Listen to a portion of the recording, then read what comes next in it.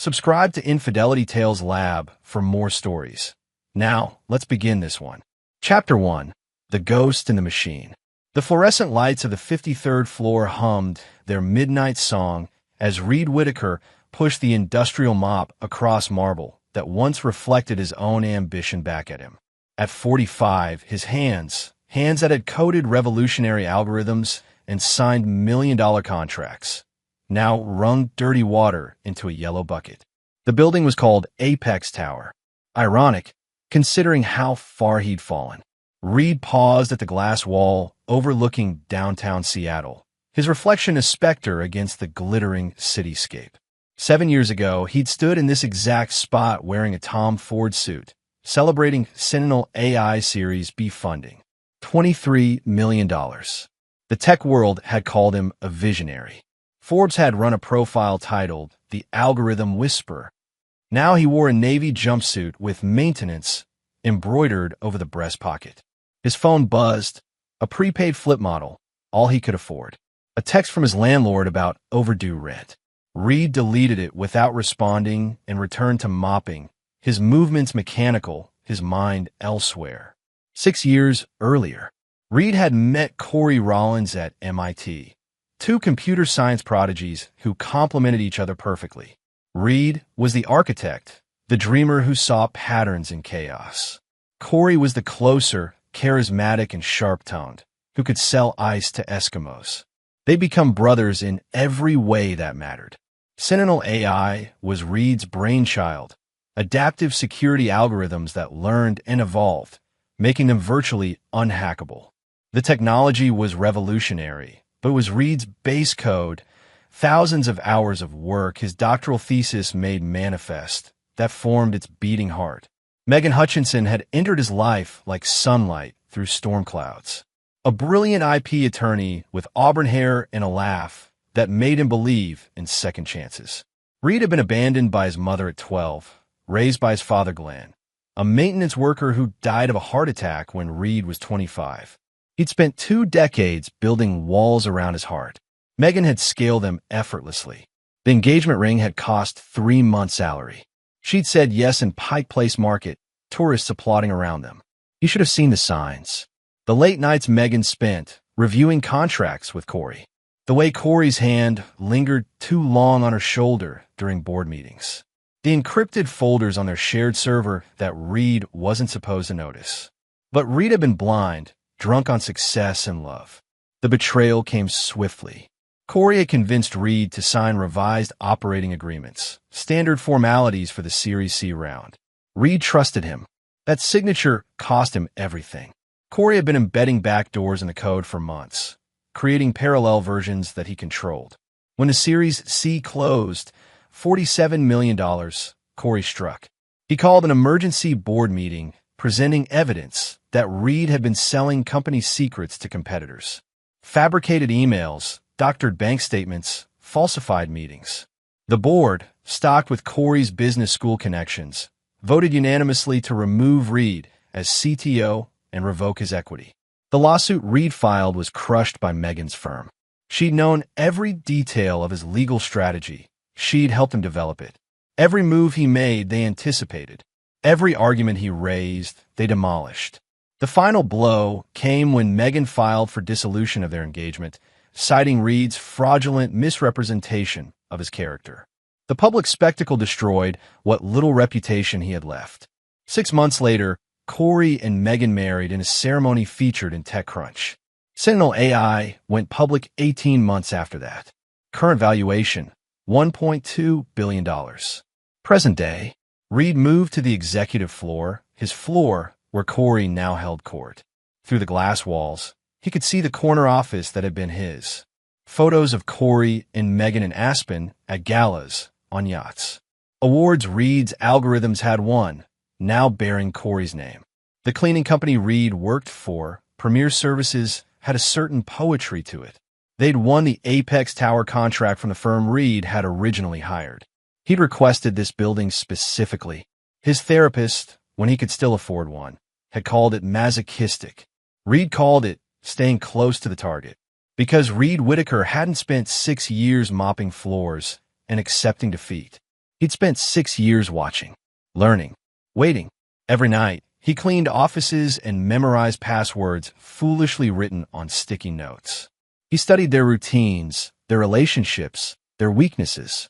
He knew Corey had a gambling problem, poker games in private clubs where he regularly lost six figures.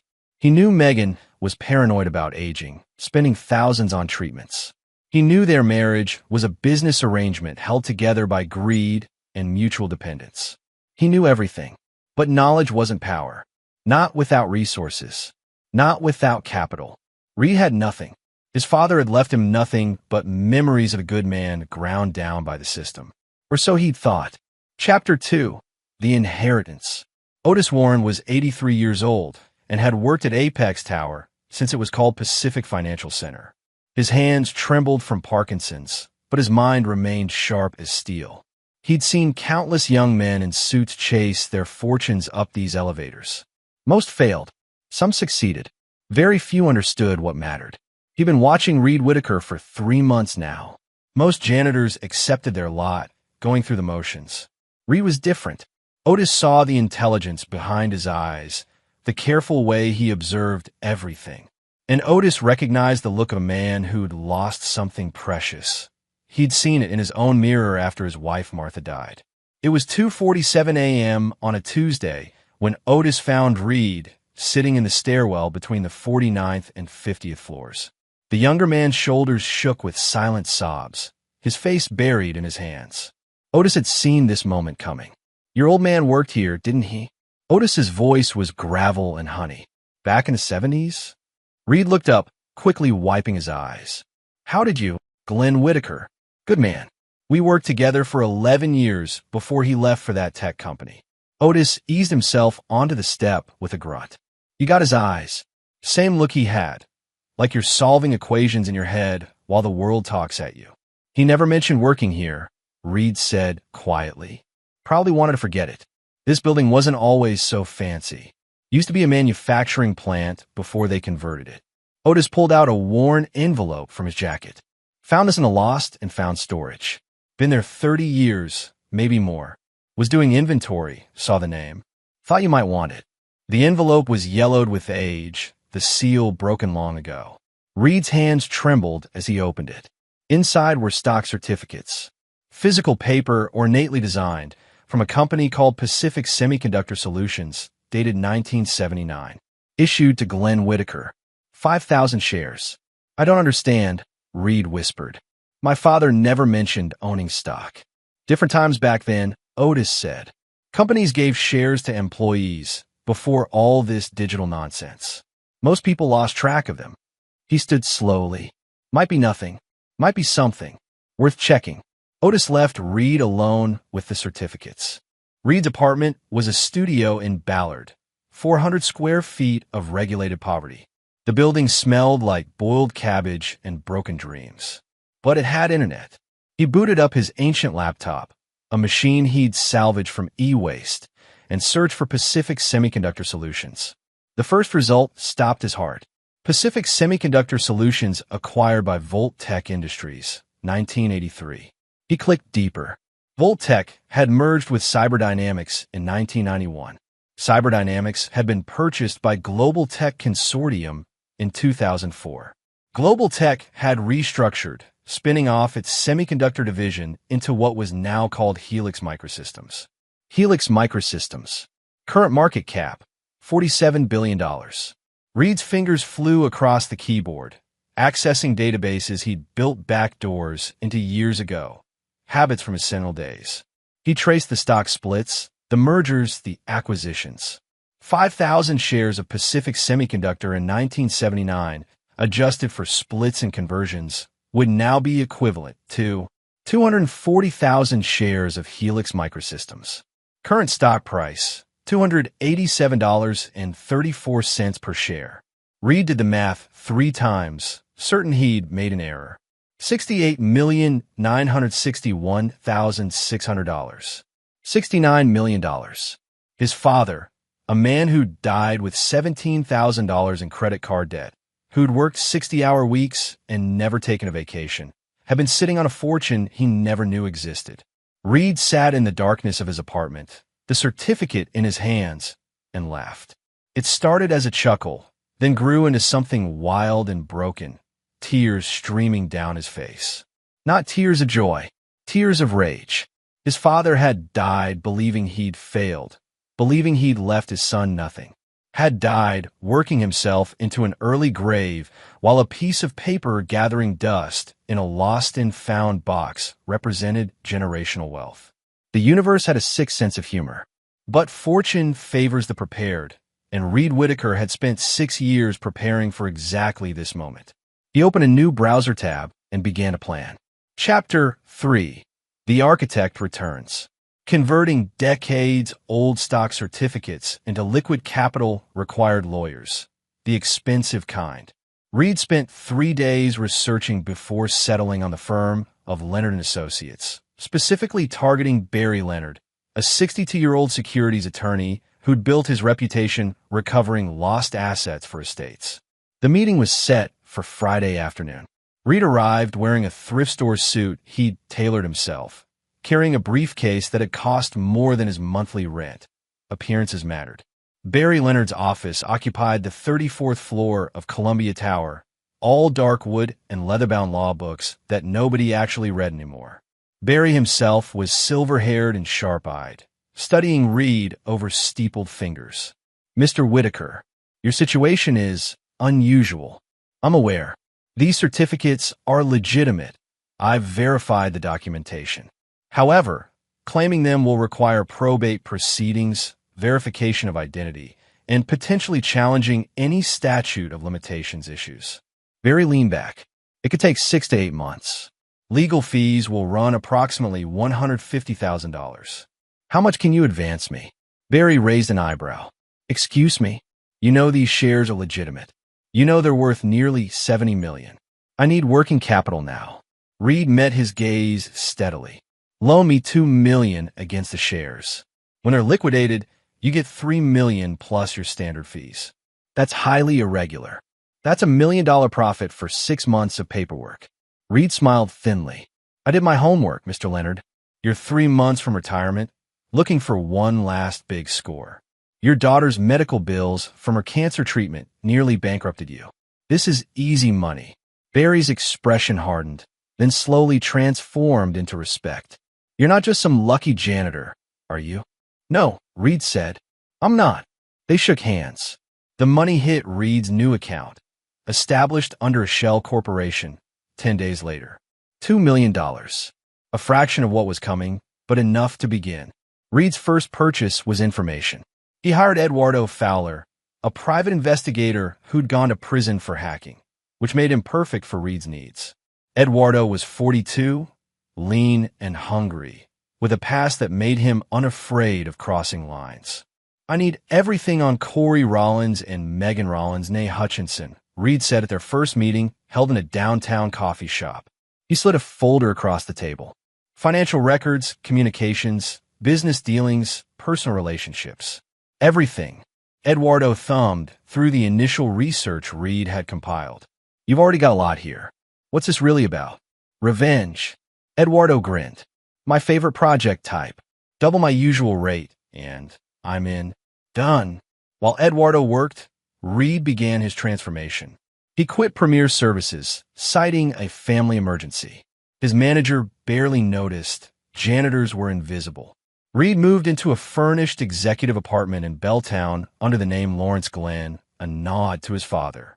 He bought clothes that fit, got a decent haircut, joined an upscale gym.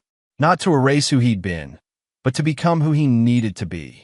He spent 12 hours a day in his home office, which he'd converted into a war room. One wall displayed photographs of Corey and Megan, their associates, their properties, their routines. Another wall tracked Sentinel AI's corporate structure, shareholders, board members. Eduardo delivered his first report after 3 weeks. "Your boy Corey has expensive tastes," Eduardo said, spreading documents across Reed's dining table. "He's in underground poker games run by a guy named Joey Figueroa. High stakes, no cameras, invitation only. Corey's down about $4.3 million over the past 2 years. Can he cover it?" "Barely." He's been selling stock options, taking personal loans. But here's the interesting part. 3 months ago, he started winning. Reed leaned forward. Consistently, too consistently. I tracked the games through some contacts. Same dealer, same players. Corey's suddenly on a hot streak that defies probability. Eduardo pulled up a spreadsheet. I think the game's being rigged in his favor. Why? Leverage. Figueroa's connected to the Maldonado family. They're venture capitalists with very flexible definitions of investment. Reed absorbed this. Organized crime infiltrating tech. It made sense. The industry moved too much money not to attract wolves. And Megan. Eduardo's expression darkened. She's got secrets too. Been having an affair for 8 months with her senior partner, Max Whitaker. Reed blinked. Whitaker? No relation? I checked. But yeah, ironic. Eduardo pulled out surveillance photos. They're careful, but not careful enough. Hotel meetings billed as client consultations. Burner phones. The whole cliché. Does Corey know? If he does, he doesn't care. I think they have an arrangement. Marriage of convenience. She gets social status and half his assets. He gets her legal protection and respectability.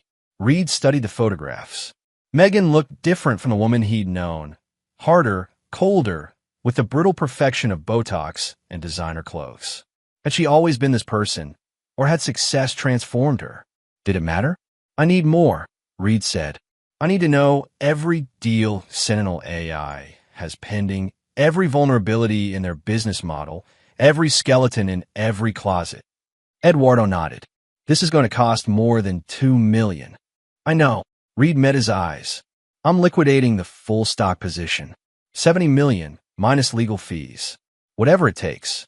Jesus. Eduardo whistled low. What exactly are you planning? Reed smiled, and there was nothing warm in it. I'm going to give them everything they deserve. Barry Leonard called 6 weeks after their initial meeting. The shares have cleared probate. We can begin liquidating. Do it. Sell everything. Mr. Whitaker, I'd advise a more gradual approach. Dumping 240,000 shares at once will. I don't care about maximizing value. I need liquidity. Sell. The sale took 3 days. After legal fees, taxes, and Barry's premium, Reed netted $61 million for $100,000.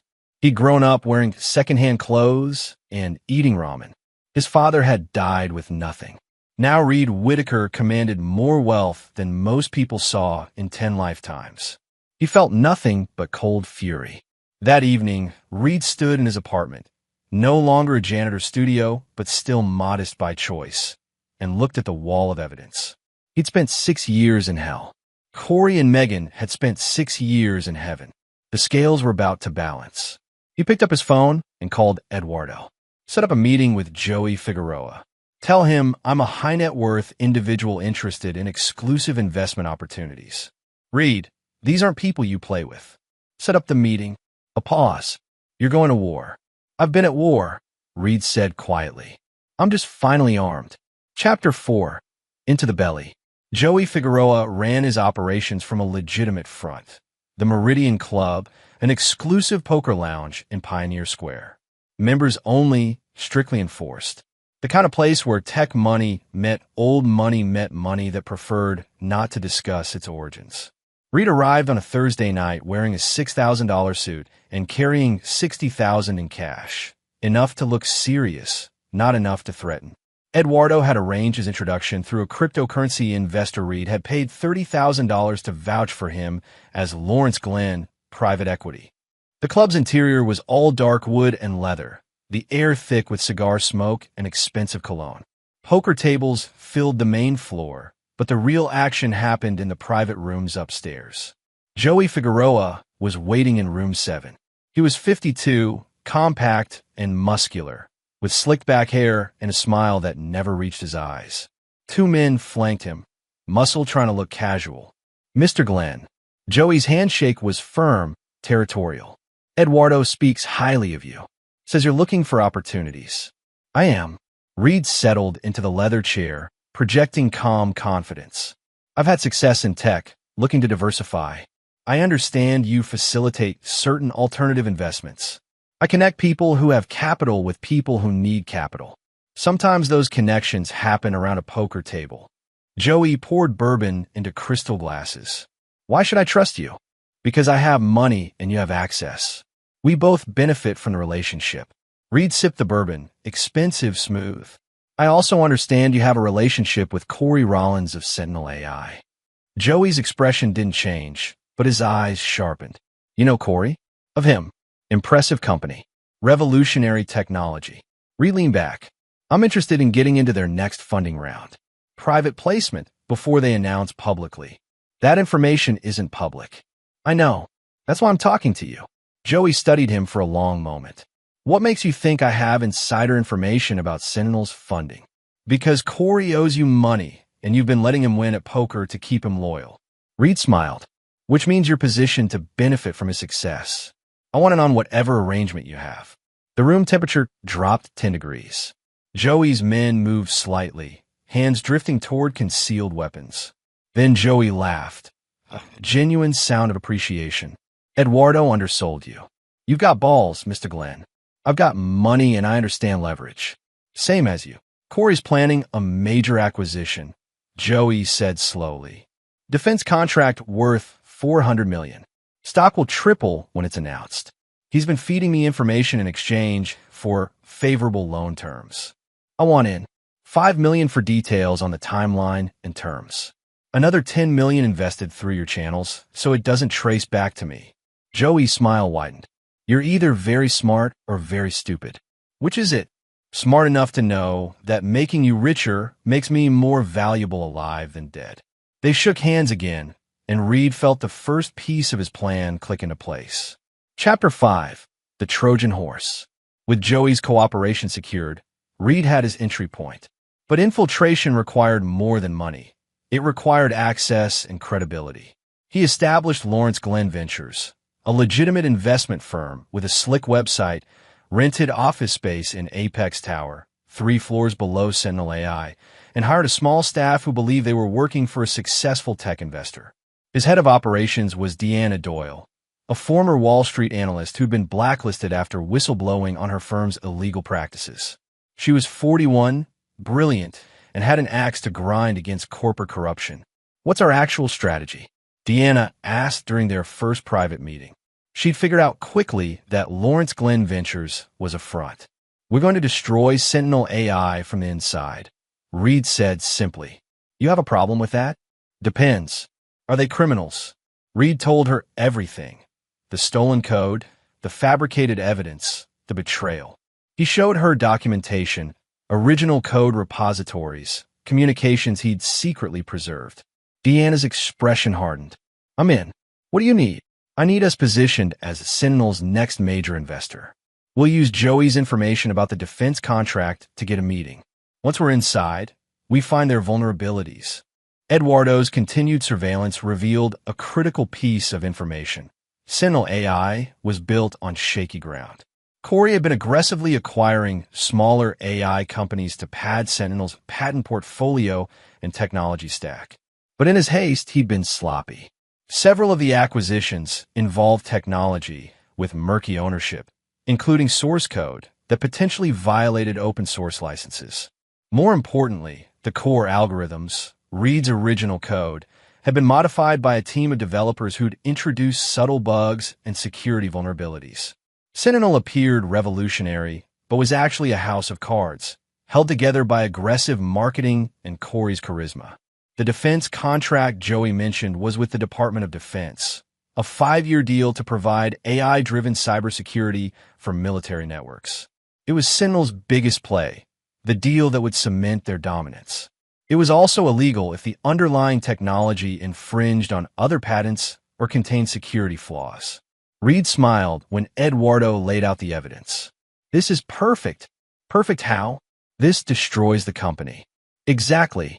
Reed's first meeting with Corey Rollins in 6 years happened on a rainy October afternoon. Lawrence Glenn Ventures had expressed interest in investing $20 million in Sentinel's Series D round. Corey, always eager for more capital, agreed to the meeting personally. Reed had prepared for this moment meticulously. He'd changed more than his appearance. He'd changed his mannerisms, his voice modulation, his body language. He wore blue-tinted contact lenses and lifts in his shoes. He'd adopted a faint Boston accent, remnants of time at Harvard Business School. When he walked into Sentinel's conference room, Corey didn't recognize him. "Mr. Glenn, pleasure to meet you." Corey's handshake was firm, his smile practiced. He'd gained weight, wore his success like expensive cologne. "I've heard impressive things about your firm." "We do our homework," Reed said smoothly. "Sentinel's technology is remarkable. Revolutionary, even." Megan was there too, sitting at Corey's right hand. She'd aged well, her beauty now calculated and maintained. She looked at Reed with the polite disinterest of someone who met too many investors to remember faces. Reed felt nothing. The woman he'd loved was long dead. "Walk me through the core technology," Reed said. "I want to understand what makes Sentinel different." Corey launched into his pitch, the same pitch Reed had written 7 years ago, now delivered by the man who'd stolen it. Reed listened, nodded at the right moments, asked intelligent questions. "Impressive," Reed said when Corey finished. "My concern is scalability. Can your algorithms handle the Pentagon contract you're pursuing?" Corey's smile flickered. "That's confidential information. It's also leaked all over defense contractor circles. I have sources." Reed leaned forward. "I'm not concerned about the contract itself. I'm concerned about whether your infrastructure can handle it. $20 million is a lot to invest if the technology can't scale." "Our technology is battle-tested," Megan interjected. "We've been running enterprise clients for 3 years without major incidents." "Enterprise clients aren't the Pentagon. One breach, one failure, and you're facing congressional hearings." Reed smiled. "I'd like my team to conduct a technical audit before we commit capital. Standard due diligence." Corey and Megan exchanged glances, a married couple's silent communication. "That's unusual," Corey said carefully. "So, is $20 million. Reed stood, extending his hand. "Think about it. I'm patient." Chapter 6. The cracks appear. Corey agreed to the audit, with restrictions. Reed's team, actually cybersecurity experts Eduardo hired, would have limited access to non-critical systems, supervised by Sentinel's own security team. It was enough. Reed's experts were looking for specific vulnerabilities he'd hypothesized based on his knowledge of the original code architecture. They found them within 3 days. "Jesus Christ," said Sang Huffman, the lead penetration tester. "This is amateur hour. They've got hard-coded credentials, unpatched libraries dating back 5 years, and their encryption implementation is so weak I cracked it with a laptop." "Can you prove the core algorithm was stolen?" Reed asked. Sang pulled up code on his screen, highlighting specific functions. "See this? This is derivative of open-source military-grade encryption, which is fine, except they modified it without attribution, which violates the GPL license. If the DoD finds out their security system is based on a legally modified open-source code, they'll terminate the contract and potentially sue for fraud." Exactly. Reed had what he needed, but one piece was still missing. He needed someone inside Sentinel to act as a witness, someone credible who could testify to the code theft and corporate malfeasance. The answer came from an unexpected source. Trenton Jackson had been Reed's junior developer at Sentinel, a 26-year-old prodigy when Reed hired him. Now 32, Trenton was Sentinel's lead engineer, the guy actually keeping Corey's stolen code functional. Eduardo discovered that Trenton was deeply unhappy. Corey regularly took credit for Trenton's work, underpaid him relative to his value, and had recently passed him over for promotion in favor of a less qualified candidate who was Corey's business school friend. Reed arranged a chance encounter at Trenton's regular lunch spot, a faux restaurant in the International District. "Trenton Jackson?" Reed approached his table. "Lawrence Glenn, I've heard great things about your work at Sentinel." Trenton looked up, suspicious but curious. "Do I know you?" "Not yet, but I'm considering investing heavily in Sentinel, and I always research the people behind the technology." Reed smiled. "Mind if I sit?" Over lunch, Reed carefully probed Trenton's frustrations. The younger man was desperate to vent about Corey's incompetence, the shaky code base, the credit theft, the toxic culture. Can I tell you something in confidence? Reed leaned forward. I think Sentinel is a fraud. I think the core technology was stolen, and I think Corey Rollins is riding someone else's genius. Trenton's expression shifted, shock, then recognition. How did you? Because I've seen it before. I've seen brilliant engineers get crushed by charismatic businessmen who steal their work. Reed held his gaze. The question is, what are you going to do about it? What can I do? I sign NDAs, non-competes. If I leave, Corey will bury me in lawsuits. What if you had protection? What if you had someone with resources willing to back you, expose the truth, and make sure Corey faces consequences? Trenton studied him for a long moment. Who are you really? Someone who cares about justice. Reed slid a card across the table. Think about it. When you're ready to do the right thing, call me. 3 days later, Trenton called. They met in Reed's office after hours. Reed laid out everything. The stolen code, the fabricated evidence, the betrayal. He showed Trenton his original documentation. The smoking gun that proved Sentinel's core algorithm was Reed's creation. I knew it, Trenton said, shaking his head. I always knew. The architecture, the elegance, it never fit with Corey's sloppy style. But I couldn't prove it. Now you can. I need you to document everything.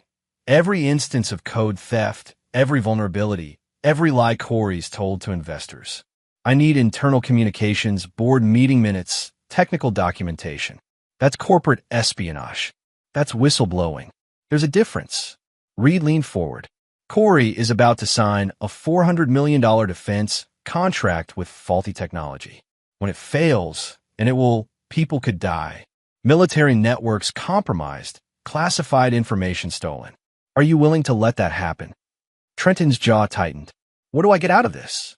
Protection, a new job with my firm at twice your current salary, and the satisfaction of watching Corey Rollins burn.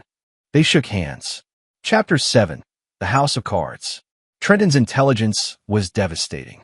Over 3 weeks, he compiled internal documents that painted a picture of systematic fraud.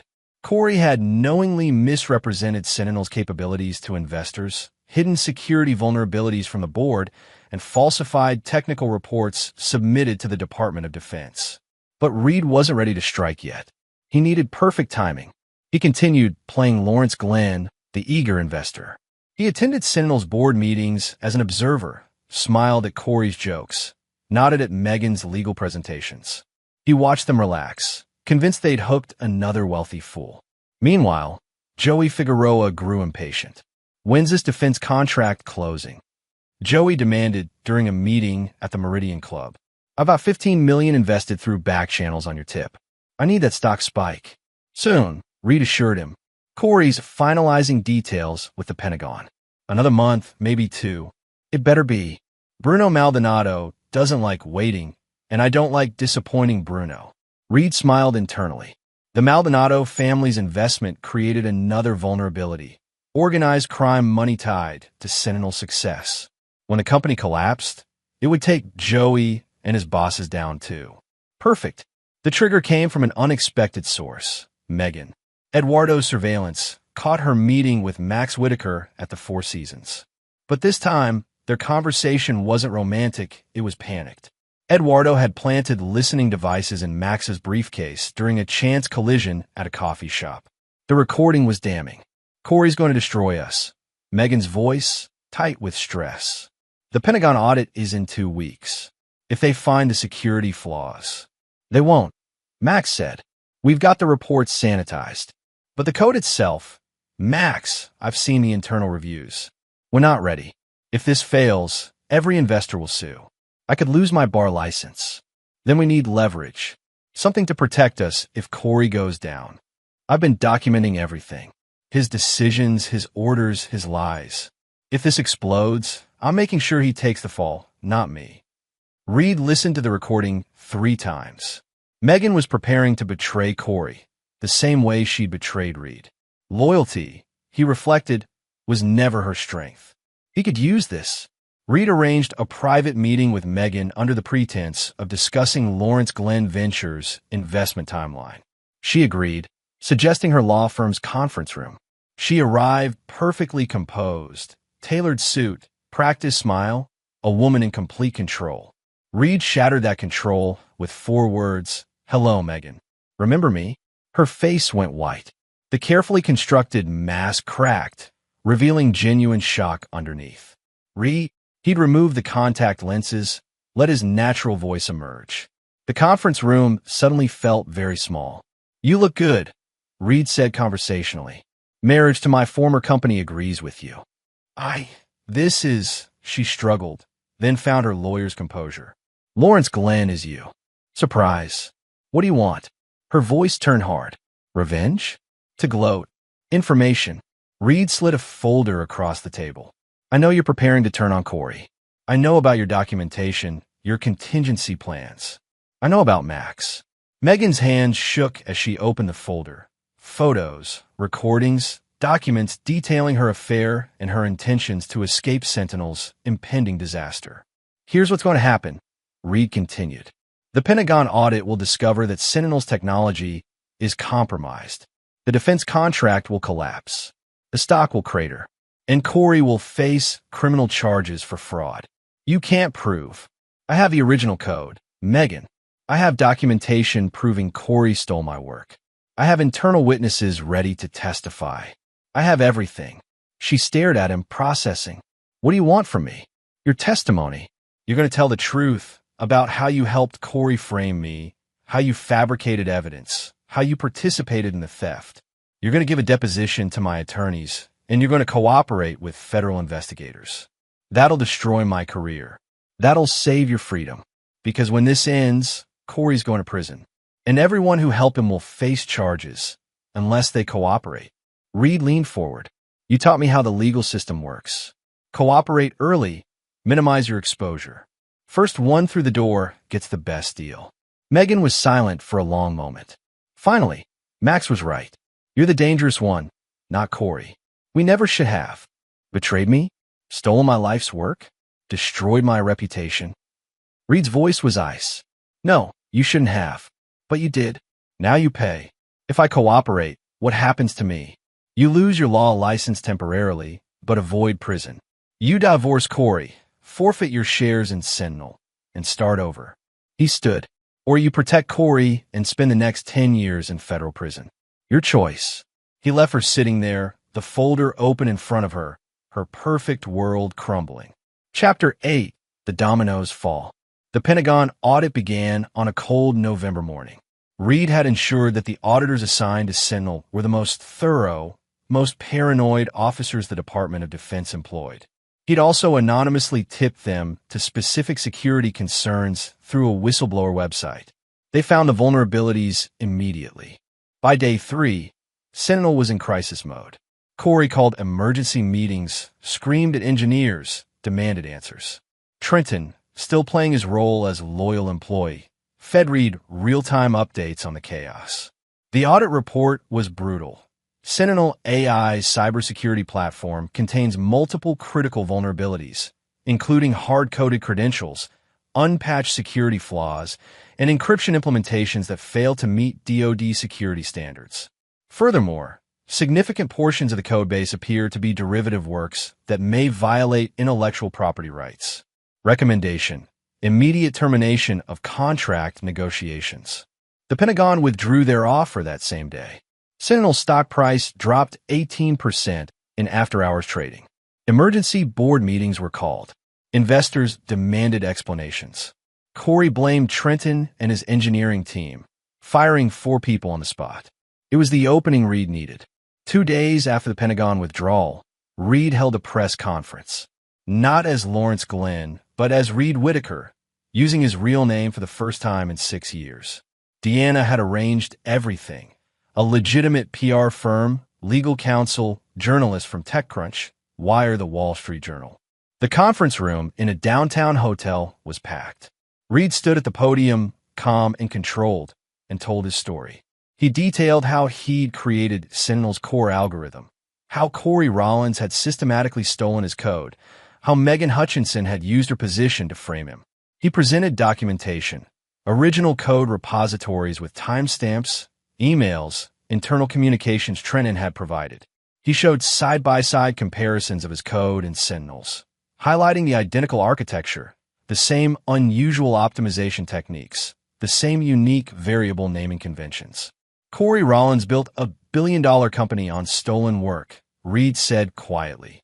And when the Pentagon discovered the truth, that this revolutionary technology was actually stolen and proven and dangerously flawed, the whole house of cards collapsed. The journalists erupted with questions. Reed answered them all with technical precision and devastating clarity. By evening, the story was national news. Hashtag Sentinel Scandal trended on Twitter. Investors filed lawsuits. The SEC opened an investigation. Corey tried to respond with his own press conference, but he was incoherent, defensive, his charisma finally failing him. Megan stood beside him, her face a mask, saying nothing. That night, she called Reed. I'll cooperate, she said simply. I'll give you everything. Smart choice. Chapter 9. Ashes and Empire. The collapse was spectacular and absolute. Within 2 weeks, Sentinel AI filed for bankruptcy.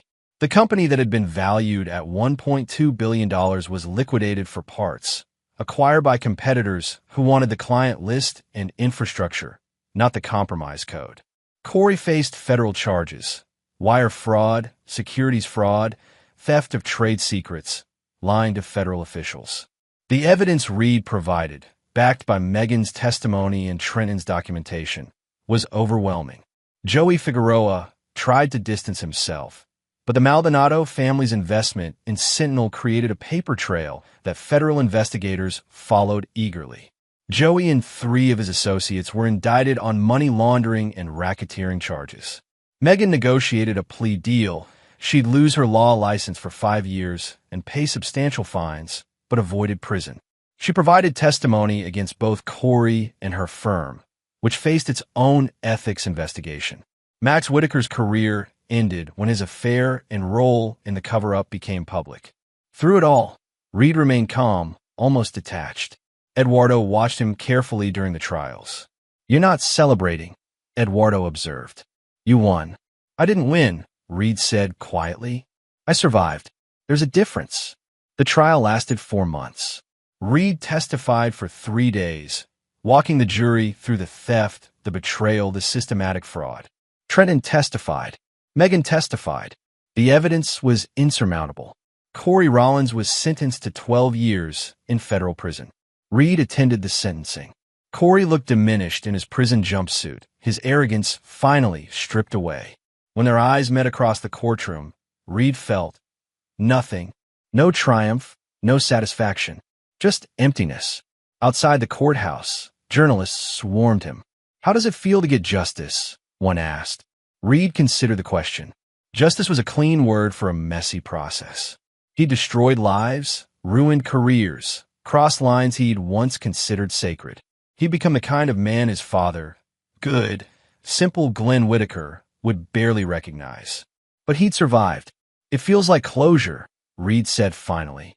6 months after Corey's sentencing, Reed stood in the same spot where he'd once mopped floors, the 53rd floor of Apex Tower, looking out at Seattle's skyline.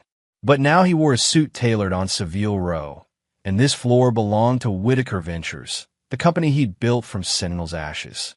He'd acquired several of Sentinel's patents in the bankruptcy auction, along with key staff who'd been Corey's victims. Trenton was his CTO. Deanna was his CFO. They were building something new, something clean, built on honest work and proper attribution. It would never be as big as Sentinel had been, but it would be real.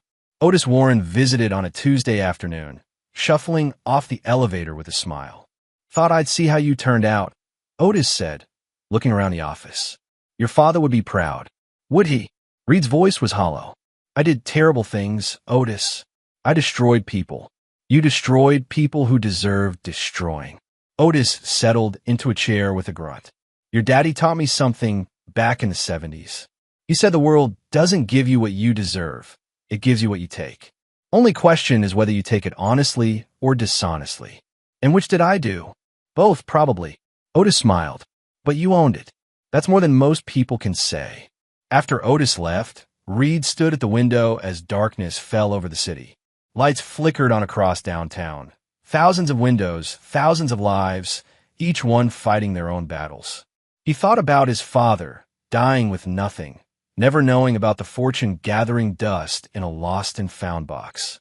He thought about the man he'd been, brilliant but naive, trusting but blind. He thought about the man he'd become. His phone buzzed. A message from his therapist. Yes, he could afford one now, reminding him about tomorrow's appointment. He was working through it, slowly, the anger and betrayal and grief. Healing wasn't dramatic. It was incremental, one day at a time. Reed Whitaker had lost everything and climbed back from nothing. He'd been broken and rebuilt himself stronger.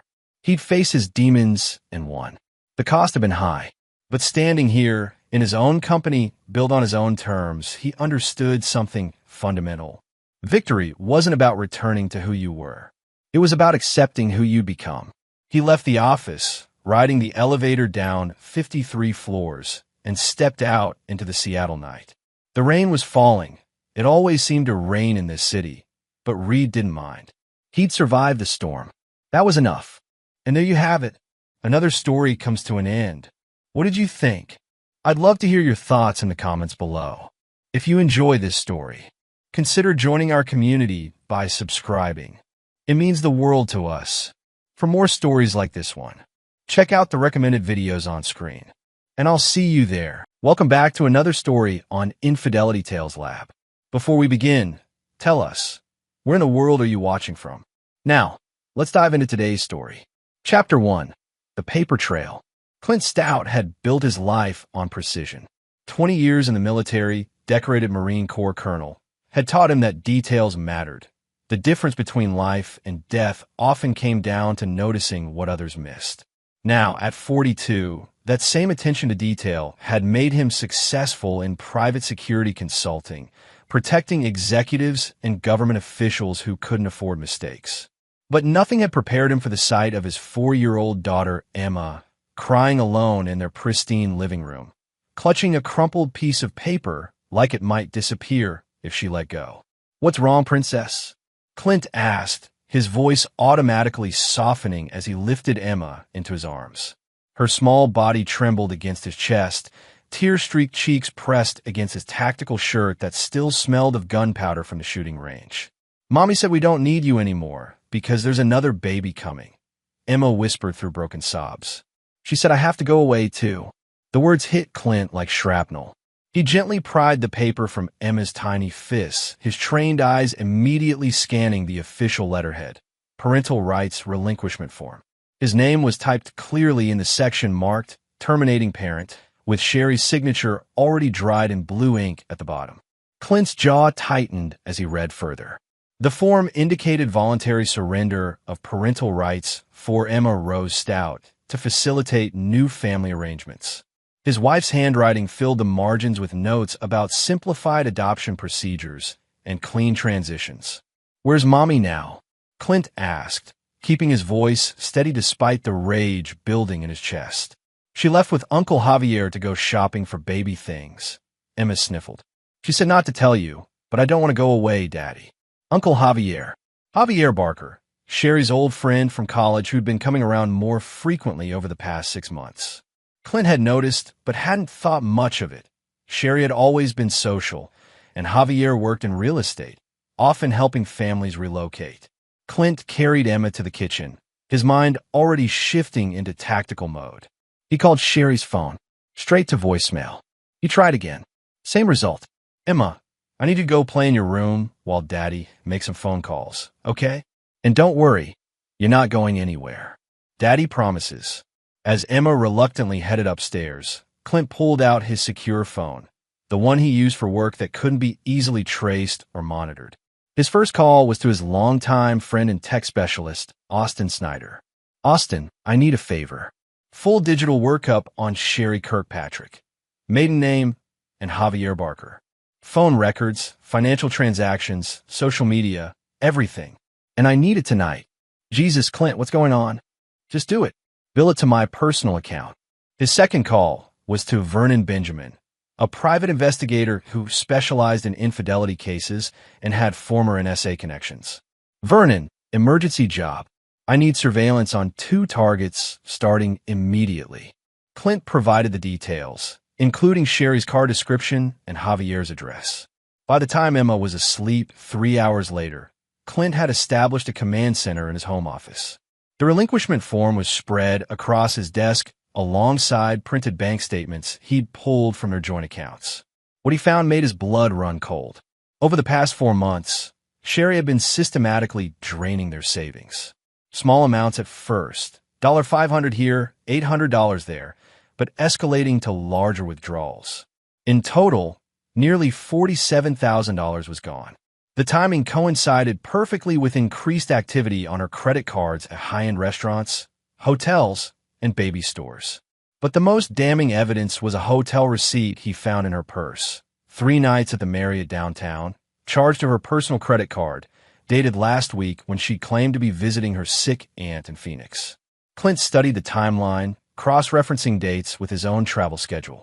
Every hotel charge, every expensive dinner, every suspicious withdrawal aligned with his business trips.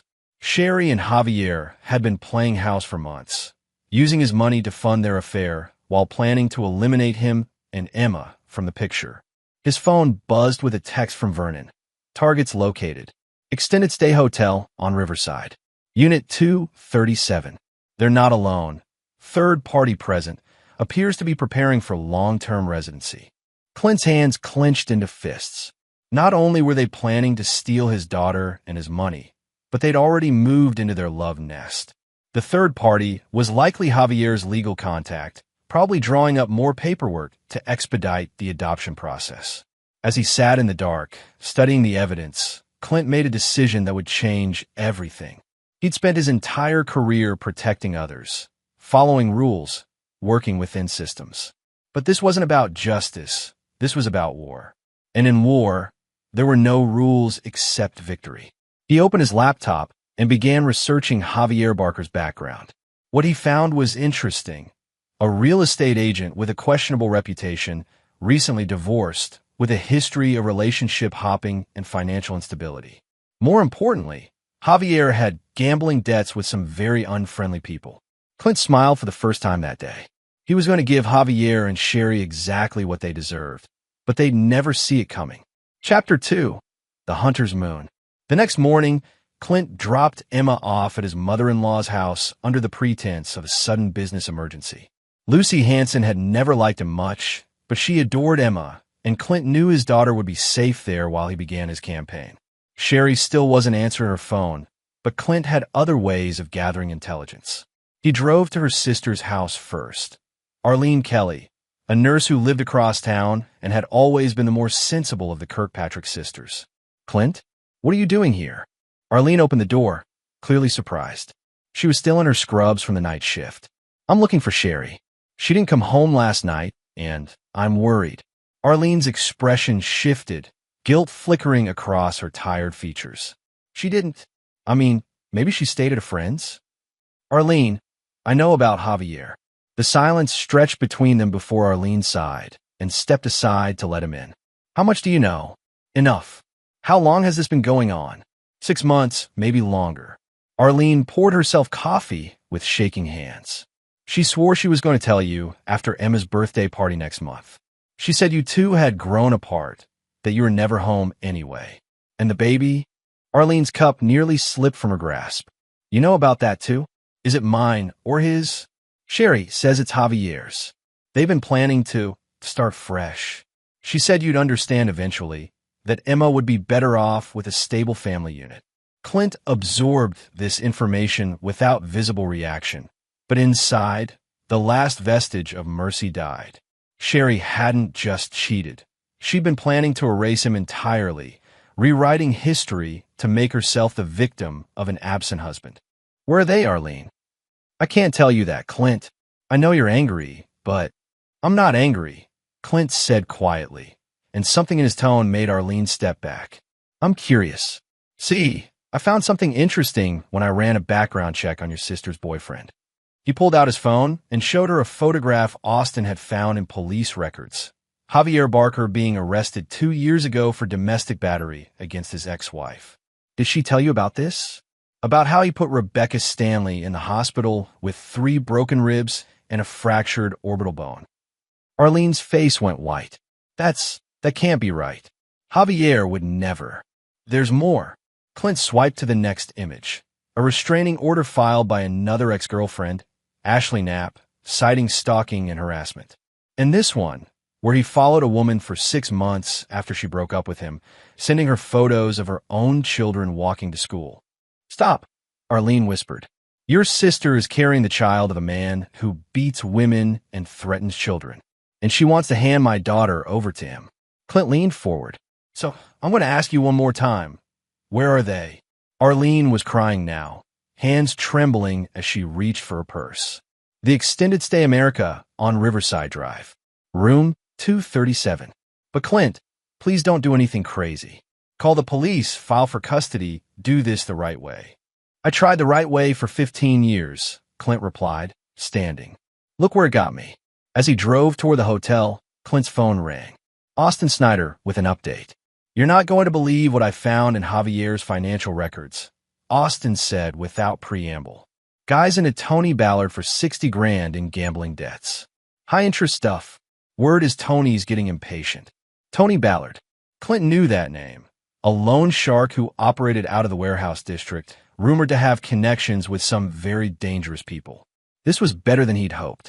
There's more, Austin continued.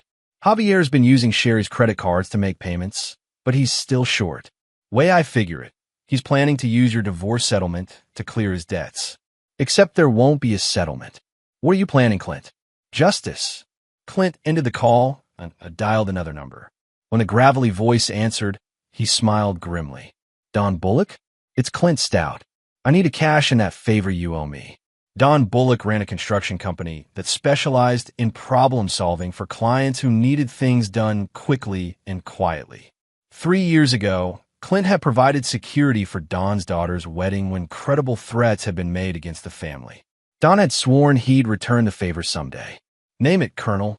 I need a building condemned. Make it look official, but make it happen fast. Which building? Extended Stay America, Riverside Drive. The whole place needs to be evacuated by tomorrow night. Consider it done. Anything else? Not yet. But Don? When I call again, things might get messy. Messier the better, as far as I'm concerned. That family still owes you. As Clint hung up, he caught sight of himself in the rearview mirror. His gray eyes had taken on the flat, predatory look that had once made enemy combatants surrender without firing a shot. Sherry and Javier thought they were playing chess with a weakened warrior. They were about to learn they'd declared war on a man who'd perfected the art of destroying enemies without leaving fingerprints. Chapter 3. The Noose Tightens. By evening, Clint had positioned himself in the parking lot across from the Extended Stay America, watching through military-grade binoculars as his wife and her lover moved around room 237 like they owned the world. Through the thin curtains, he could see them unpacking boxes, hanging pictures, playing house with his money and his future. Vernon Benjamin's surveillance report had been thorough. They'd been living there for 3 weeks, telling the front desk they were relocating for work. Javier had registered under a false name, paying cash for extended stays while using Sherry's credit cards for everything else. The third person Vernon had mentioned turned out to be Beth Mooney, a family lawyer specializing in complex custody arrangements. From her business cards scattered on the hotel room table, she was clearly helping them navigate the legal maze of stripping Clint of his parental rights while maximizing Sherry's financial gain in the divorce. Clint's phone buzzed with a text from Don Bullock. Health inspector finds serious code violations tomorrow at 2 p.m. Building evacuation by 6 p.m. Your friends will need new accommodations. Perfect timing. While Sherry and Javier scrambled to find new housing, Clint would be implementing the next phase of his plan. His phone rang. Sherry's number. Clint? Thank God you answered. There's been a terrible misunderstanding. Where's my daughter, Sherry? She's safe. She's with my mother. But we need to talk. I know you found the papers, and I can explain everything. I'm listening, not over the phone. Meet me at Romano's restaurant tomorrow at 7. The place where we had our first date. We can work this out like civilized adults. Clint almost laughed. She was still trying to manipulate him, appealing to sentiment and nostalgia. Will Javier be joining us? A pause. This is between you and me, Clint. Please, I owe you that much. You owe me a lot more than that. But fine. Romano's at 7. After hanging up, Clint spent the next several hours in his workshop, preparing tools he hoped he wouldn't need, but knew he probably would. His military training had taught him that the best plans had multiple contingencies, and the deadliest enemies were often the ones who underestimated their opponents. At midnight, he made another call. Tony Ballard's office. The voice was professionally neutral, but carried undertones of barely controlled violence. I need to speak with Mr. Ballard about Javier Barker's account. Who's calling? Someone with information about Mr. Barker's ability to pay his debts. 5 minutes later, Tony Ballard himself came on the line. You got my attention. Talk. Javier Barker is about to come into a significant amount of money through a divorce settlement. But there are complications that might affect his ability to pay you. What kind of complications? The kind where the husband fights back, legally and otherwise. A long pause. You the husband? I am. And you're calling me because? Because I want to make sure Javier pays his debts in full before he disappears with money that doesn't belong to him. Interesting. You got a proposal. I might. Are you available to meet tomorrow night? After I settle some business with my wife. I'll send you an address. Come alone and bring proof of whatever you're claiming about Barker's finances. After securing the meeting with Tony Ballard, Clint turned his attention to the legal battlefield. He'd spent the morning consulting with his own attorney, Glenn Buchanan, a ruthless divorce lawyer who specialized in protecting high-net-worth individuals from predatory spouses. The relinquishment form is worthless without your signature, Glenn assured him. But the financial evidence you've gathered shows clear intent to defraud. We can not only block the adoption, but pursue criminal charges for theft and fraud. I don't want criminal charges yet, Clint said. I want to control the timing. What exactly are you planning, Clint? I'm going to give them exactly what they think they want, and then I'm going to take it all away. The next afternoon, Clint watched from his surveillance position as health inspectors swarmed the extended stay America. By 4 p.m., official notices were posted on every door. Immediate evacuation due to structural integrity concerns and potential asbestos contamination. He smiled as he watched Sherry and Javier frantically packing their belongings, Beth Mooney helping them carry boxes to Javier's pickup truck. They had no idea this was just the opening move. At 6:30 p.m., Clint arrived at Romano's wearing his best suit and a smile that didn't reach his eyes. Sherry was already there, seated in a corner booth wearing a blue dress he'd bought her for their anniversary last year. She looked nervous but determined, her hands protectively covering her still flat stomach. You came, she said as he sat down. I said I would. Clint, I know how this looks, but you have to understand, we weren't happy. We haven't been happy for years. You're never home. And when you are, it's like you're still deployed somewhere else. So you decided to steal my daughter and my money. It's not stealing. It's restructuring. Emma needs stability, and I can give her that with Javier. He loves children. He wants to be a real father to her. Clint leaned back, studying his wife's face. Tell me about Javier's first wife. Sherry's expression faltered. What about her? Rebecca Stanley. The one he put in the hospital. That was a misunderstanding. She was abusive too. Javier was defending himself. And Ashley Knapp? Was she abusive when he stalked her for 6 months? Sherry's hands trembled as she reached for her water glass. You don't understand Javier like I do. He's changed. People can change. You're right, Clint said quietly. People can change. I used to believe in forgiveness, in second chances, in working things out. But sitting here, watching you lie to my face while carrying another man's child and planning to steal my daughter, I've changed too. Clint, please. You want to know what I discovered today, Sherry? Javier owes $60,000 to Tony Ballard. Know who Tony Ballard is? The color drained from Sherry's face. He's the kind of man who breaks kneecaps when people don't pay their debts. And your boyfriend has been using your credit cards, my money, to make payments. But he's still short, which means you and Emma were never his endgame. You were his exit strategy. Sherry was crying now, mascara streaking down her cheeks. You're lying. Javier loves me. Maybe he does.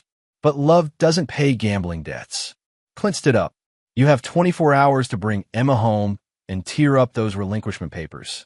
If you don't, I'm going to stop playing defense and start playing offense. And Sherry? You've never seen me play offense. As he walked toward the door, Sherry called after him. What does that mean? Clint, what are you going to do? He turned back one last time as she flinched at the expression on his face. I'm going to remind you why Marines don't lose wars. Chapter 4. The Art of War. The abandoned warehouse on the east side of town looked like every cliché from crime movies, but Tony Ballard's operation was anything but amateur. Clint arrived precisely at 10 p.m., carrying a briefcase filled with financial documents that would either start a partnership or get him killed. Two men patted him down professionally before escorting him to an office that managed to be both Spartan and intimidating. Tony Ballard himself was smaller than Clint had expected, maybe 5'8" with graying hair and soft hands. But his eyes held the kind of intelligence that had built criminal empires without ever getting caught. Colonel Stout, Tony said, gesturing to a chair. I did some checking after your call. Impressive military record. Bronze Star, Purple Heart, commendations for operations I'm not supposed to know about. What's a war hero doing in my office? Learning that wars don't end when you come home. Tony laughed. Fair enough. Show me what you brought. Clint opened the briefcase, spreading out bank statements, credit card records, and hotel receipts. Javier Barker has been systematically draining my account for 6 months. Total theft of approximately $47,000. Plus interest on your loan brings his debt to roughly $107,000. Your math's good. Continue. My wife thinks she's getting half my assets in the divorce, about $1.2 million. Javier thinks he's getting a fresh start and a clean slate. They're both wrong. Because I'm going to destroy them first. Professionally, financially, and personally. But I need Javier alive long enough to suffer. Tony leaned back in his chair. You want me to postpone collection. I want you to accelerate it. But surgically, apply pressure at exactly the right moments to maximize psychological damage. And what do I get out of this arrangement? Clint pulled out another document. The deed to a commercial property downtown that he'd inherited from his father. This building is worth $300,000. Consider it payment for services rendered.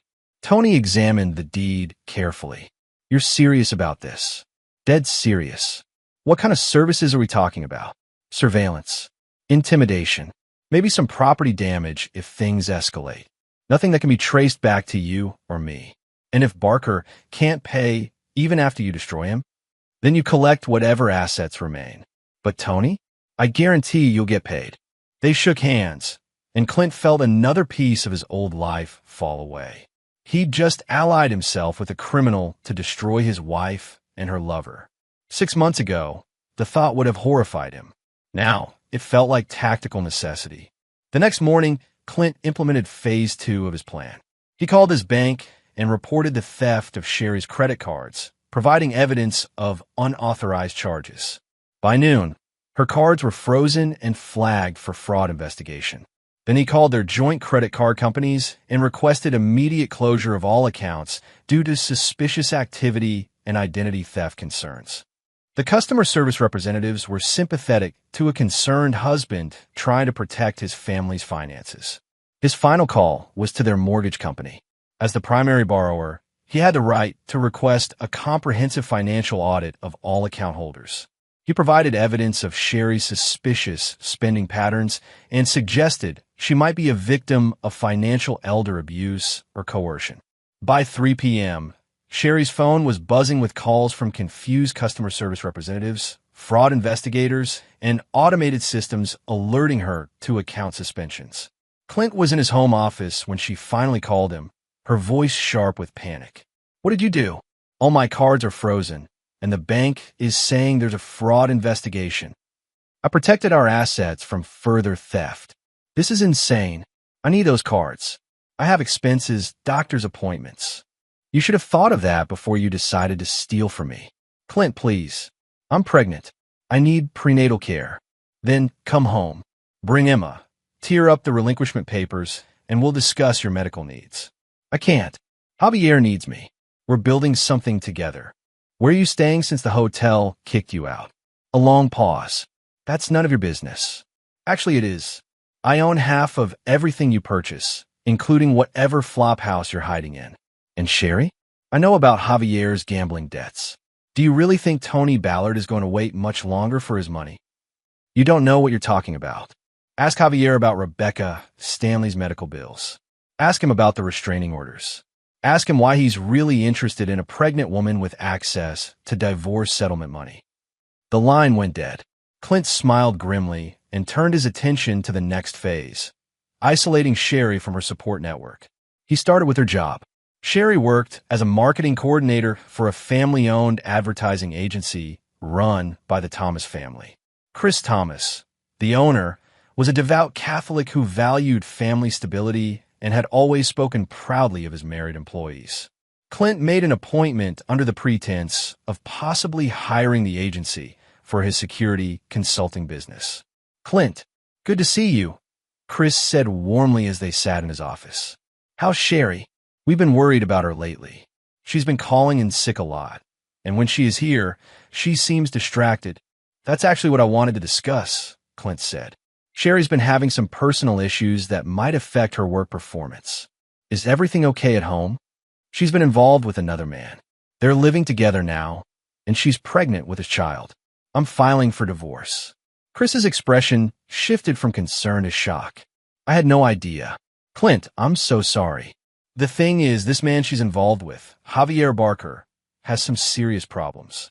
Gambling debts, history of domestic violence, connections to some dangerous people. I'm worried about Sherry's safety, but I'm also worried about the liability this might create for your company." "What kind of liability?" Clint pulled out copies of Javier's arrest records. "If something happens to Sherry at work, or if her personal problems start affecting client relationships, it could reflect poorly on the agency." Chris studied the documents with growing alarm. This man beat his ex-wife, hospitalized her, and there's more. Clint showed him the restraining order. "I'm not trying to get Sherry fired, Chris. I'm trying to protect everyone involved. Maybe she needs some time off to figure out her situation. I appreciate you bringing this to my attention," Chris said slowly. "I'll have to discuss this with HR, but yes, I think a leave of absence might be best for everyone." By 5 p.m., Sherry had received a call requesting she take indefinite unpaid leave pending resolution of her personal circumstances. Clint's phone rang almost immediately. "You bastard. You got me fired. I protected your employer from liability. They made their own decision. How am I supposed to support myself?" "Support Emma? Come home, Sherry.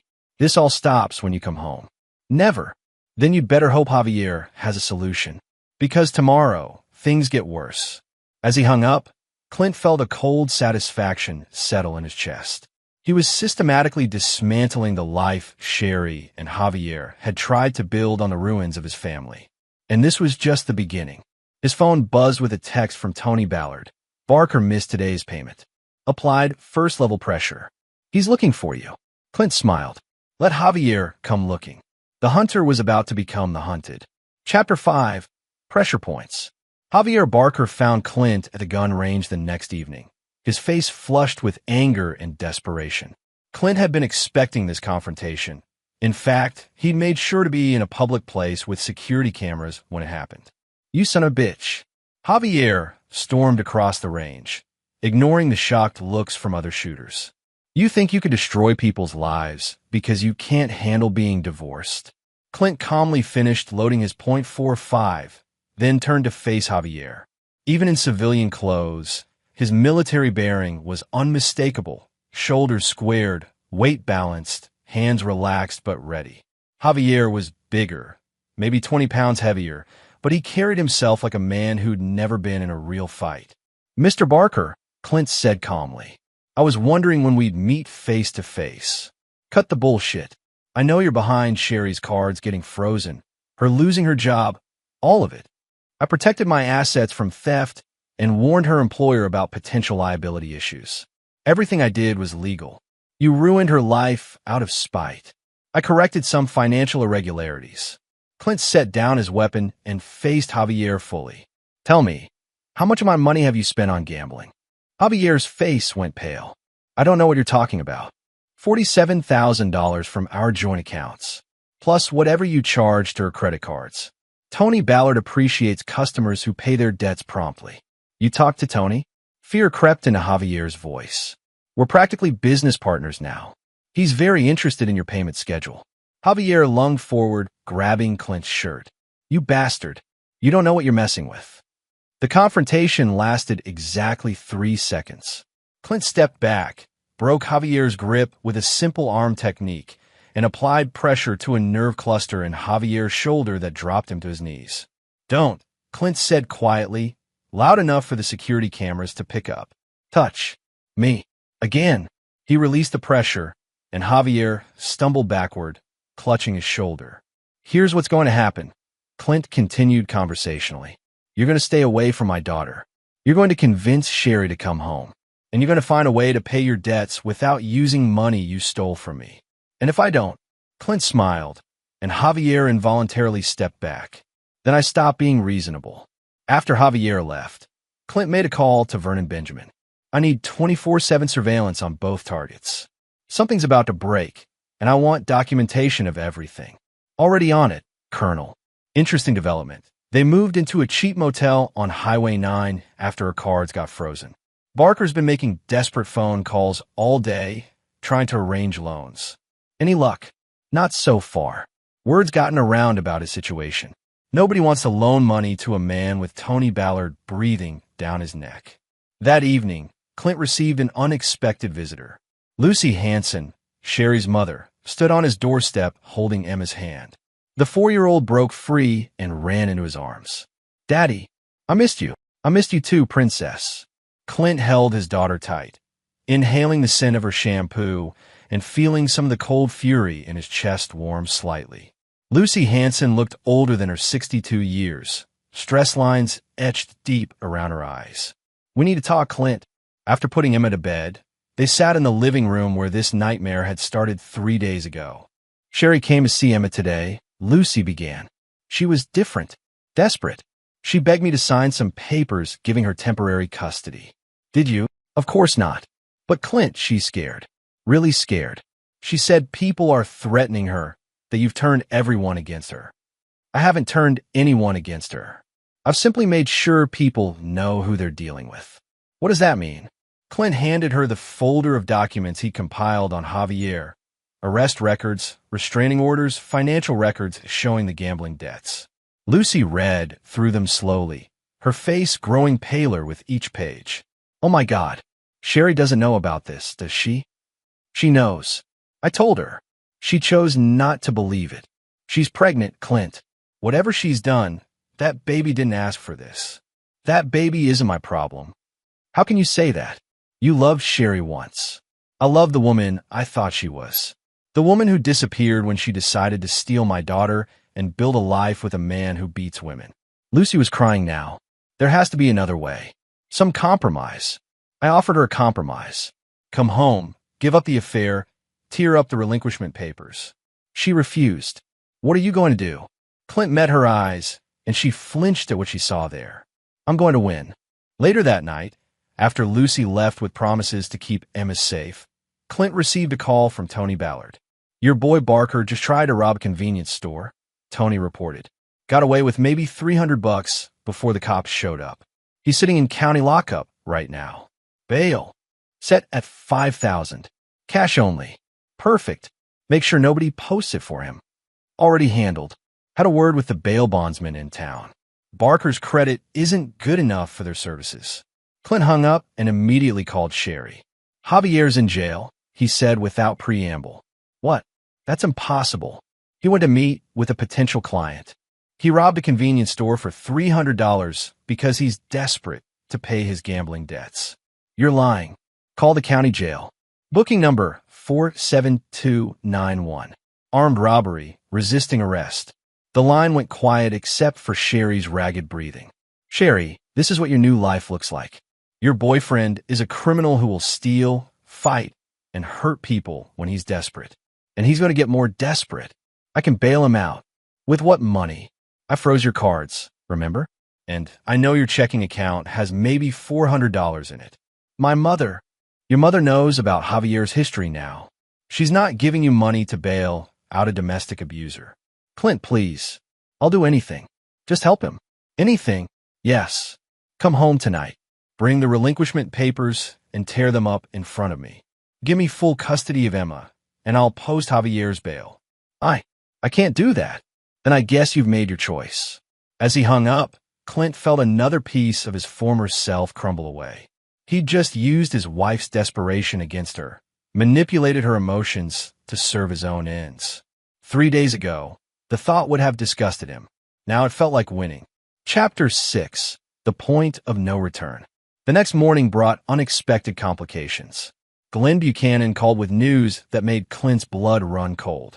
Sherry's filed an emergency restraining order against you, Glenn reported. Claims you threatened her and Javier with physical violence. She's also petitioned for emergency custody of Emma, citing concerns about your mental state. Based on what evidence? Security footage from the gun range showing your altercation with Barker. She's claiming you assaulted him and made threats. Clint closed his eyes, recognizing his tactical error. When's the hearing? This afternoon at 2 p.m. Judge Hamilton is presiding. Judge Hamilton. Clint knew him by reputation. A family court judge with traditional values who favored mothers in custody disputes and took domestic violence allegations seriously. Glenn, I need you to do something. File our own emergency motion for full custody. Include everything we have on Javier's criminal history and Sherry's financial theft. That's playing nuclear, Clint. Once we cross that line. The line was crossed when she tried to steal my daughter. File it. An hour later, Clint was sitting in his lawyer's office reviewing their strategy when Austin Snyder called with intel that changed everything. You need to hear this, Austin said. I've been monitoring Sherry's phone calls from jail visits. She and Javier are planning to run. What? Soon as she gets him out, they're leaving town. Talked about heading to Mexico, maybe Central America. She mentioned having access to money you don't know about. Clint felt ice form in his veins. What money? Life insurance policy on you. Apparently, she's been paying premiums on $1 million policy for the past year. Made some comment about how it would be easier if you had an accident before the divorce was finalized. The room spun slightly. His wife wasn't just planning to steal his daughter and money. She was planning to kill him. Austin, I need you to hack into Sherry's email accounts. All of them. Find me evidence of this life insurance policy and any communication about harming me. Clint, that's illegal. So, is conspiracy to commit murder. Do it. While Austin worked on digital evidence, Clint made another call to Tony Ballard. Change of plans, he said when Tony answered. I need Javier out of jail today. Thought you wanted him locked up. I need him where I can watch him. How quickly can you arrange bail? Give me an hour. By noon, Clint had positioned himself across from the county jail with a clear view of the exit. Vernon Benjamin was in a second vehicle, ready to begin tracking. When Javier walked out at 12:47 p.m., he immediately called someone on his cell phone. The conversation was brief and urgent. Then Javier climbed into a waiting taxi. Stay with him, Clint radioed to Vernon. I'm going to the courthouse. The emergency custody hearing was a war zone. Sherry's lawyer, a sharp-dressed woman named Claudia Casey, painted Clint as an unstable veteran with violent tendencies who'd used his military training to intimidate and threaten her client. Your Honor, Claudia argued, Colonel Stout has systematically destroyed my client's financial stability, gotten her fired from her job, and used his connections with known criminals to harass her boyfriend. The security footage clearly shows him assaulting Mr. Barker at a gun range. Glenn Buchanan fired back with their evidence of Sherry's theft, Javier's criminal history, and the attempted relinquishment of parental rights. Your Honor, Mrs. Stout has stolen nearly $50,000 from joint accounts, attempted to illegally surrender custody of their child, and is romantically involved with a man who has a documented history of domestic violence and gambling addiction. Judge Hamilton reviewed the evidence with growing concern. This is one of the most disturbing cases I've seen in 20 years on the bench. Both parties seem to have engaged in questionable behavior. Your Honor, Glenn continued, we have additional evidence that Mrs. Stout and Mr. Barker are planning to flee the jurisdiction with the child. That's ridiculous, Claudia protested. Glenn handed the judge a document Austin had found in Sherry's email. Confirmation of a large life insurance policy on Clint with Sherry as the sole beneficiary. This policy was purchased secretly 1 year ago, Glenn explained. Combined with the financial theft and attempted custody manipulation, it suggests a pattern of premeditated fraud. Judge Hamilton studied the document carefully. Mrs. Stout, did you purchase a life insurance policy on your husband without his knowledge? Sherry looked trapped. It was a financial planning decision, protecting our family's future, while simultaneously draining joint accounts and planning to relocate with another man's child. It's not what it looks like. Here's what I'm ordering, Judge Hamilton said grimly. Temporary custody of Emma Stout is awarded to Colonel Stout. Mrs. Stout is granted supervised visitation only, and neither she nor Mr. Barker are permitted to remove the child from this jurisdiction. Both parties are enjoined from further financial manipulation of joint assets. Clint felt a surge of victory, but it was short-lived. As they left the courthouse, Claudia Casey pulled Glenn aside. Tell your client this isn't over, she said quietly. We're going to appeal, and we're going to investigate every move he's made in the past week. If he's done anything illegal, and I suspect he has, we'll expose it. Glenn relayed the threat as they walked to their cars. How much trouble are we in? Clint asked. Depends on what you've actually done. Clint, I need to ask, have you broken any laws in your campaign against Sherry and Javier? Clint thought about his partnership with Tony Ballard, the building condemnation he'd arranged, the financial manipulation, the illegal surveillance. Define broken. That's what I was afraid of. As Clint drove home to collect Emma from his mother-in-law's house, his phone buzzed with a text from an unknown number. You think you won today? Wait until tonight. Some games have deadly consequences. Clint stared at the message, recognizing it for what it was, a declaration of war.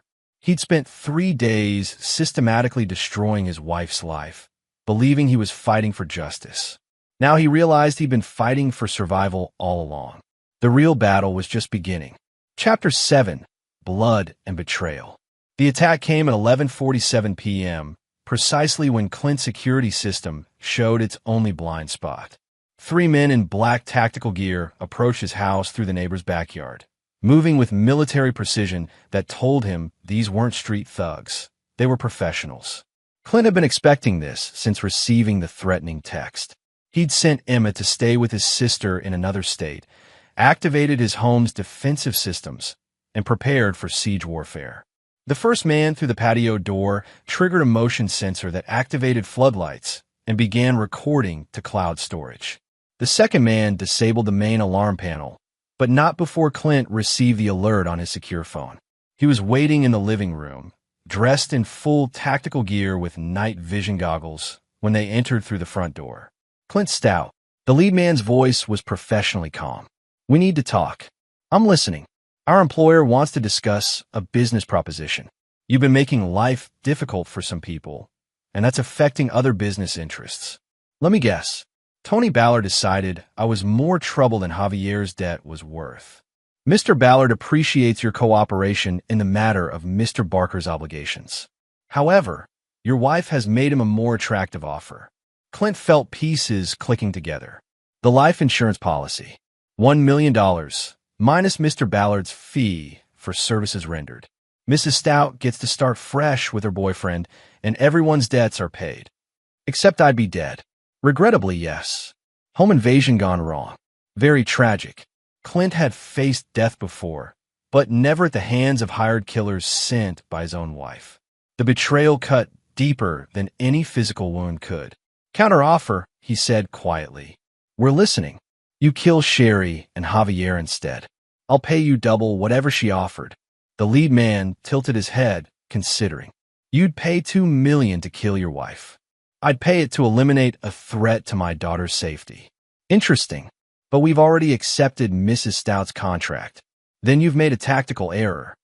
Clint triggered the remote detonator he'd been holding, and the room exploded in light and sound as military-grade flashbangs erupted from hidden positions throughout the house.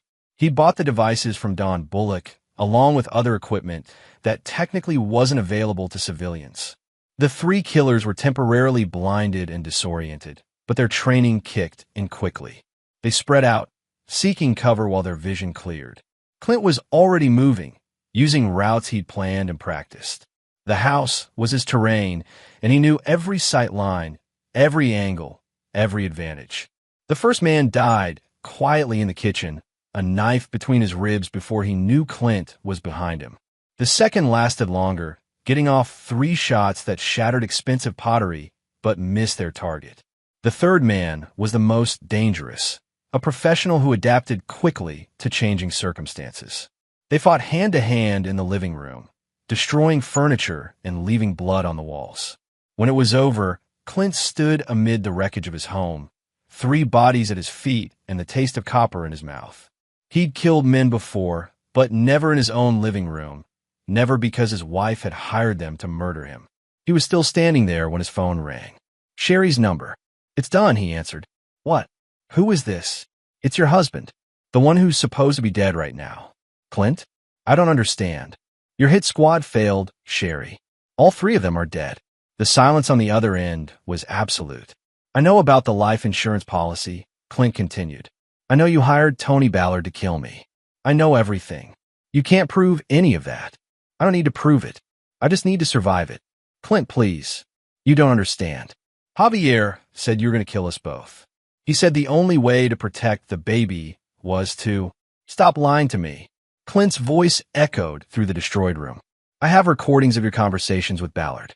I have financial records showing you paid him $50,000, money you stole from our joint accounts, to arrange my murder. It wasn't supposed to happen this way. We were just scared. You were destroying everything." And Javier said, "Javier's dead too." Another silence. "What? I killed him an hour ago, before your friends arrived. Did you really think I'd wait for you to take the initiative?" It was a lie, but Clint needed Sherry to believe she was completely alone now, that every ally was gone, every safety net removed. "You're a monster," she whispered. "I'm a father protecting his daughter from people who wanted to kill him for insurance money." Clint hung up and immediately called Glenn Buchanan. "I need you at my house now. Bring a criminal defense attorney. The good kind." "Clint, what happened?" 3 men just tried to kill me. They're all dead." "And Glenn? Bring your camera. Document everything before I call the police."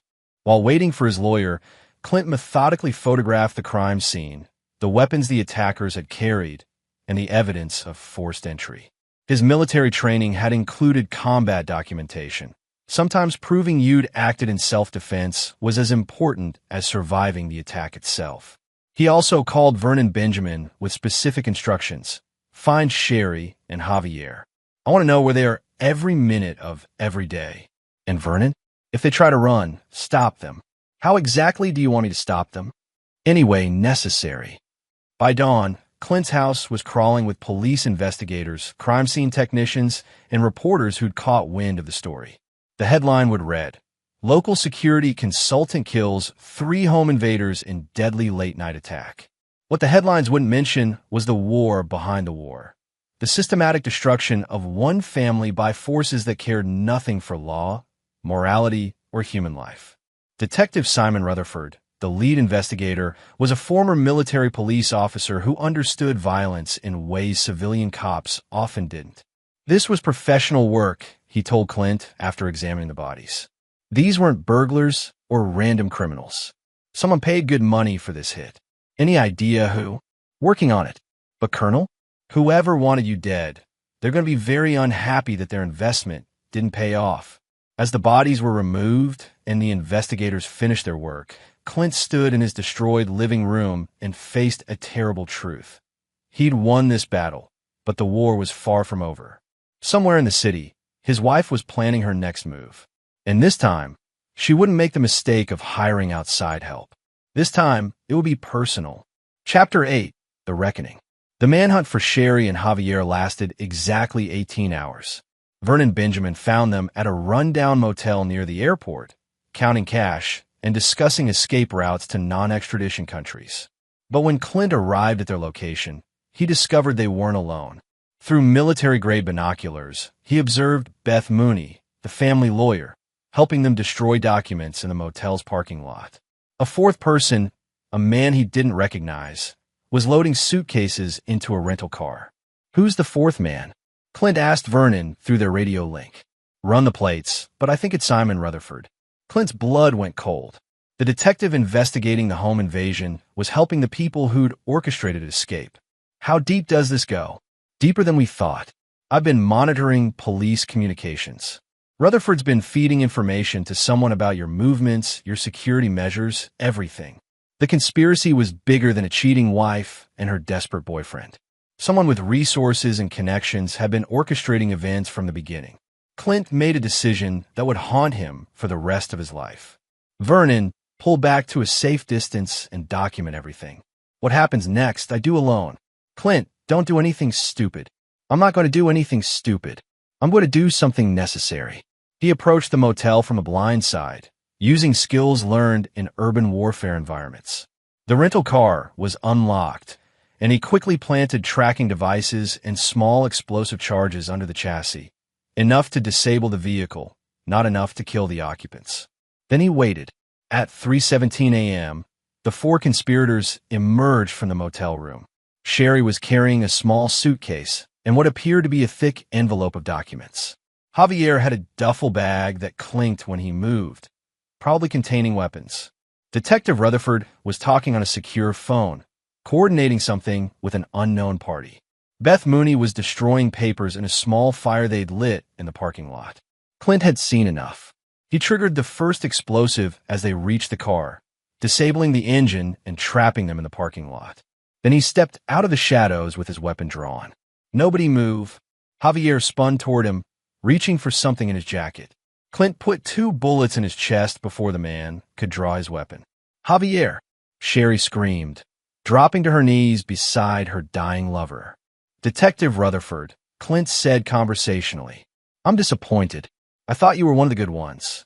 Rutherford's hand was moving toward his service weapon. "Stout, you're under arrest for..." The third bullet ended his sentence permanently. Beth Mooney was hyperventilating, backed against the motel wall with her hands raised. "Please don't kill me. I was just providing legal services. I didn't know they were trying to murder you." "What documents were you destroying?" "Insurance papers, financial records, adoption forms." "Show me." With trembling hands, Beth retrieved a partially burned file from the fire.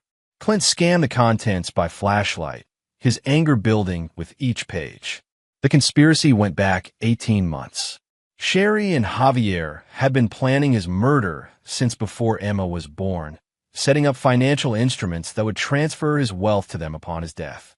The relinquishment papers were part of a larger plan to erase his legal connection to Emma, making it easier for them to disappear with her after his death. But the most damaging document was a medical report showing that Emma wasn't his biological daughter. DNA testing arranged by Javier had confirmed that he was Emma's real father. Sherry had been cheating far longer than anyone suspected. Clint felt something break inside him, not just his heart, but his entire sense of reality. The little girl he'd loved and protected wasn't even his daughter. Everything he believed about his family was a lie. "Clint," Sherry whispered from beside Javier's body. "Please, I can explain everything." "Explain what?" "That you've been lying to me for 5 years. That you let me believe Emma was mine while planning to murder me for insurance money. Emma is yours in every way that matters. You raised her. You love her. Stop talking." Clint studied his wife's face in the dim parking lot light. She was still beautiful, still carrying herself with the confidence that had attracted him 15 years ago. But now he could see the calculating intelligence behind her eyes, the cold planning that had orchestrated years of deception. "The baby you're carrying," he said quietly. "Is it mine or his? Does it matter now?" "Yes, it's yours. I swear on Emma's life, this baby is yours." Clint looked at the chaos around him. 2 dead bodies, a terrified lawyer, his pregnant wife kneeling in blood and motor oil. He could kill them both and claim self-defense. He had justification, evidence, and the resources to make it look clean. But something held him back. Maybe it was the memory of Emma's laughter, or the thought of his unborn child, or simply the recognition that some lines, once crossed, could never be uncrossed. "Beth," he said to the lawyer. Get in your car and drive away. If you ever mention what happened here, I'll find you. What about the police? Detective Rutherford died in the line of duty, attempting to arrest dangerous fugitives. Very tragic. After Beth fled, Clint turned back to Sherry. Here's what's going to happen. You're going to confess to everything, the affair, the theft, the murder conspiracy, all of it. You're going to give me full custody of Emma, and you're going to disappear. And if I don't, then I finish what your hit squad started, and I make it look like Javier killed you before I killed him. Sherry looked at the bodies around her, understanding finally that she'd lost everything. What about the baby? When it's born, we'll do a DNA test. If it's mine, you can have supervised visitation. If it's not, Clint let the implication hang in the air. You'd kill your own child? It wouldn't be my child. By dawn, the crime scene had been sanitized and the official story established. Detective Rutherford had died attempting to arrest fugitive suspects in a murder conspiracy. Javier Barker had been killed while resisting arrest. Sherry Stout had confessed to fraud, adultery, and conspiracy to commit murder. She would serve 15 years in prison, losing all parental rights and financial claims. Emma would remain with her father, never knowing the truth about her parentage. And Clint Stout would live with the knowledge that everything he believed about love, family, and loyalty had been a carefully constructed lie. Chapter 9. The Unforgiven. 2 years later, Clint stood in the visiting room of Millfield Women's Correctional Facility, watching his ex-wife through bulletproof glass. Sherry had aged badly in prison. Her hair was streaked with premature gray, and her once bright eyes had dulled to flat resignation.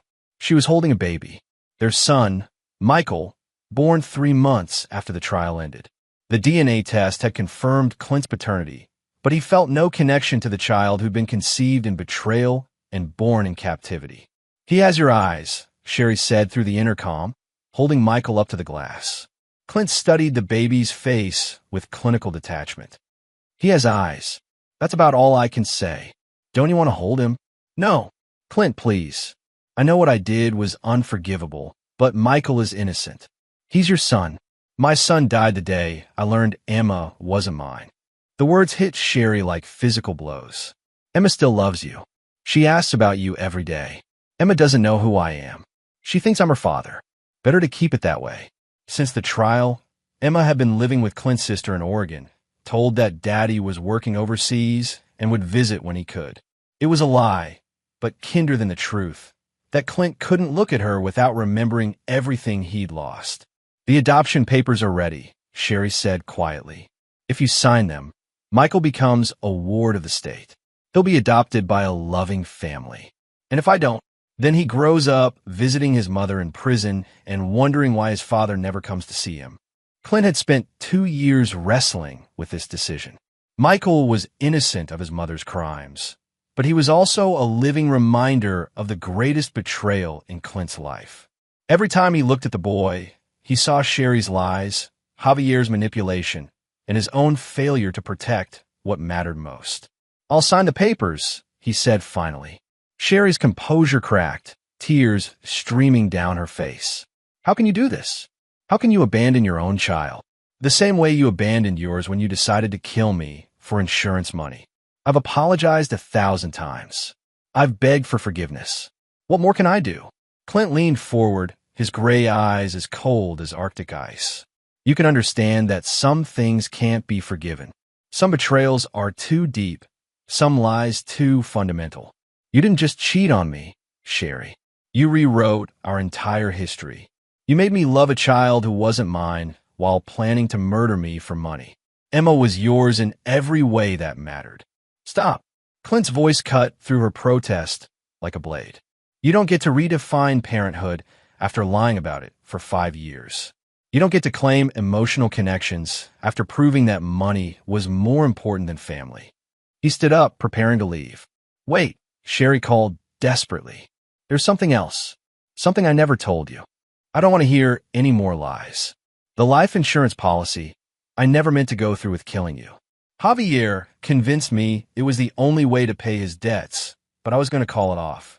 I swear I was. Clint turned back, studying her face for any sign of honesty. When? The night you killed those men. I was on my way to meet with Tony Ballard to cancel everything when you called me. Prove it. I can't. But Clint, you have to believe me. I loved you. I still love you. No, Clint said quietly. You love what I could provide. Security, money, respectability. You love the idea of me, not the reality. That's not true. Then why did you sign those relinquishment papers for Emma? If you loved me, why were you willing to let another man adopt my daughter? Sherry had no answer for that. As Clint walked toward the exit, she called after him one last time. What about forgiveness? What about redemption? What about second chances? He stopped but didn't turn around. I used to believe in those things, he said. I used to think that love was stronger than betrayal, that family was sacred, that people could change. You taught me otherwise. So this is it? You're going to hate me forever? No, Clint replied. Hate requires emotional investment. I'm going to forget you ever existed. 6 months later, Clint received notification that the adoption had been finalized. Michael Stout was now Michael Patterson, son of a young couple in Colorado who'd been trying to have children for 8 years. Emma had also been adopted by his sister and her husband, taking their last name and slowly forgetting the man she'd once called Daddy. Clint sold his house, liquidated his assets, and disappeared into the private security world where men with his skills could work anonymously for clients who asked no questions about their pasts. He never remarried, never had other children, never allowed himself to trust another person with his heart. On quiet nights, when the weight of his choices pressed down like lead, he sometimes wondered if he'd gone too far, if his quest for justice had transformed him into something inhuman. But then he'd remember Emma crying in their living room, clutching papers that would have stolen her away from him, and he'd know that some betrayals left wounds that never healed. Some people deserve forgiveness.